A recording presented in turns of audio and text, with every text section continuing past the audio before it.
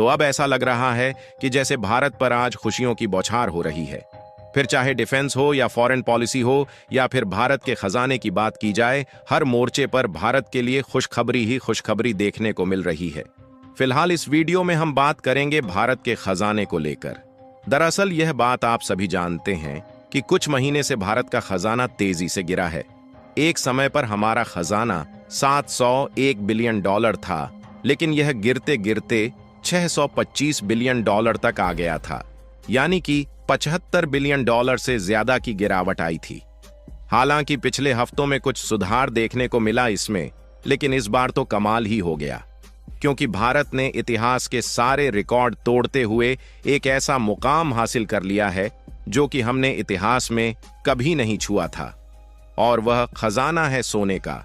और आप रिपोर्ट में खुद देख लीजिए कि भारत का विदेशी मुद्रा भंडार लगातार दूसरे हफ्ते भी बढ़ा है, और साथ ही सोने के भंडार में भी बढ़ोतरी देखने को मिली है।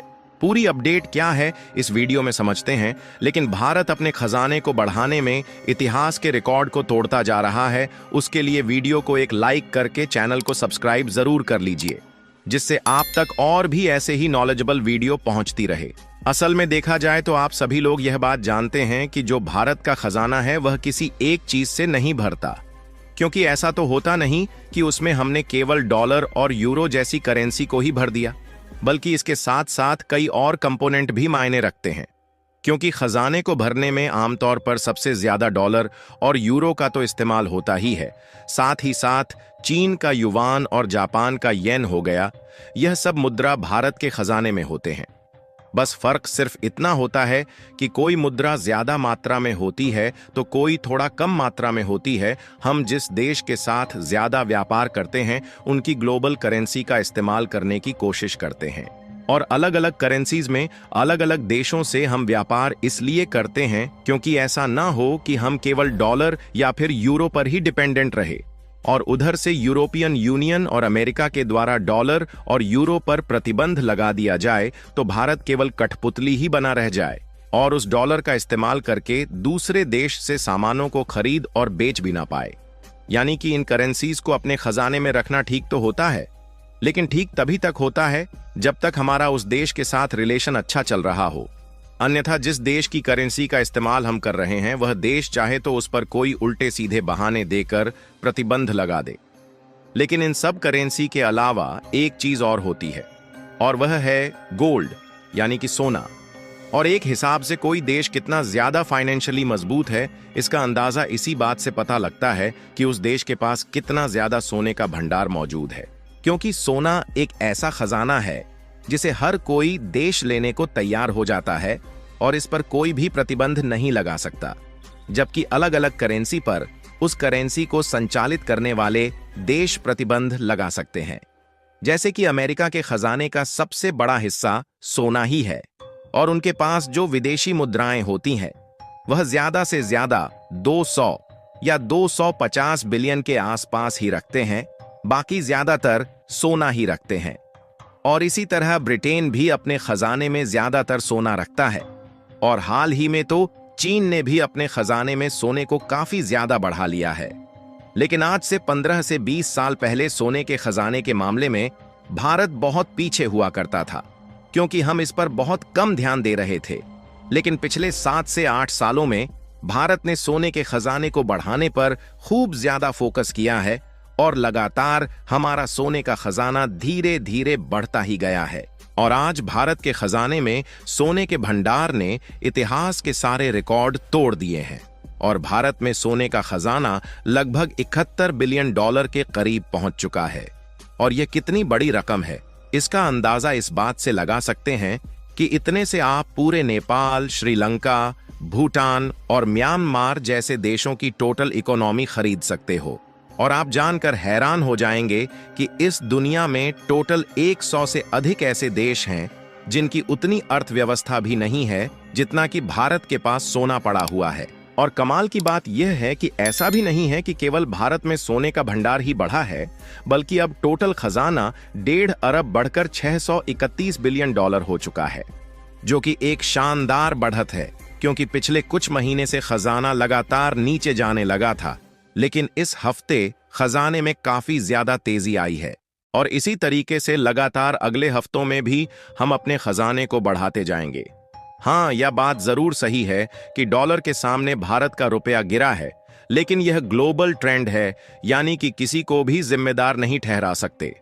क्योंकि जब से अमेरिका के राष्ट्रपति ट्रंप बने हैं, तब से भारत ही नहीं बल्कि सभी देशों की करेंसी डॉलर के सामने काफी ज्यादा गिर गई है। क्योंकि ट्रंप की पॉलिसी ही ऐसी है कि चीन, ब्रिटेन, जापान, रूस, इन सब की करेंसी गिरती ही जा रही है और भारत का रुपया अभी 90 से 91 तक जाता हुआ भी दिखेगा। क्योंकि अमेरिका की इन पॉलिसी को कॉम्पिट करने के लिए सभी देशों को कुछ महीने और लगेंगे और लगभग जून या जुलाई तक सबकी करेंसी स्टेबल हो सकती है। और ऐसा भी नहीं है कि भारतीय रुपया गिरने से केवल भारत का नुकसान ही हो रहा है, बल्कि भारत की जो कंपनियां हैं उनको एक्सपोर्ट में फायदा भी हो रहा है। क्योंकि जैसे जैसे भारतीय रुपया गिरता जाएगा, वैसे वैसे छोटे और बड़े एक्सपोर्टर के हाथों में ताकत आती जाएगी और वह ताकत होगी अमेरिकी टैरिफ को काउंटर करने में। और बड़ी बड़ी कंपनियां तो बम्पर फायदा उठाने ही वाली हैं, क्योंकि अगर 5 या 10% टैरिफ अमेरिका लगाता भी है इंडियन प्रोडक्ट पर, तो इंडियन एक्सपोर्टर अपना मार्जिन कम करने में कैपेबल हो जाएंगे और उसे कंपनसेट कर लेंगे डॉलर की रेट से, जिससे भारतीय प्रोडक्ट अमेरिका में महंगे नहीं होंगे बल्कि वह पुराने रेट पर ही बिकेंगे और अमेरिका का इंडियन प्रोडक्ट पर टैरिफ लगाना इनइफेक्टिव साबित होगा। यानी कि डॉलर के मुकाबले भारतीय रुपए का गिरना हमें थोड़ा बहुत नुकसान तो जरूर दे रहा है, लेकिन एक्सपोर्ट के मामले में काफी ज्यादा फायदा दे रहा है। हमें तो लगता है कि जब इस बार का साल खत्म होगा और साल भर के आंकड़े को उठाकर देखा जाएगा, तो हो सकता है कि इस बार भारत एक्सपोर्ट के मामले में पिछले सभी रिकॉर्ड को तोड़ दे।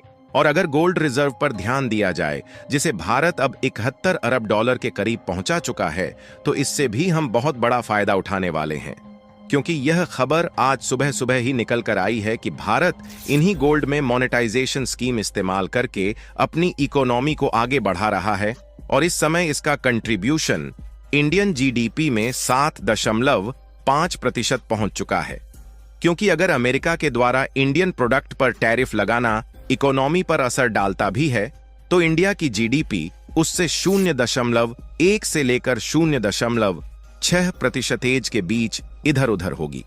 लेकिन उसको हम रिकवर कर पाएंगे इसी गोल्ड मोनेटाइजेशन स्कीम के चलते, और वह ऐसे कि भारत दुनिया में सोने का सबसे बड़ा उपभोक्ता है और हर साल बड़ी मात्रा में सोने का इंपोर्ट करता है। लेकिन साथ ही भारत से इन्हीं सोने से बनाए गए आभूषणों का एक्सपोर्ट भी होता है, खासकर अमेरिका, यूएई और यूरोपीय देशों में।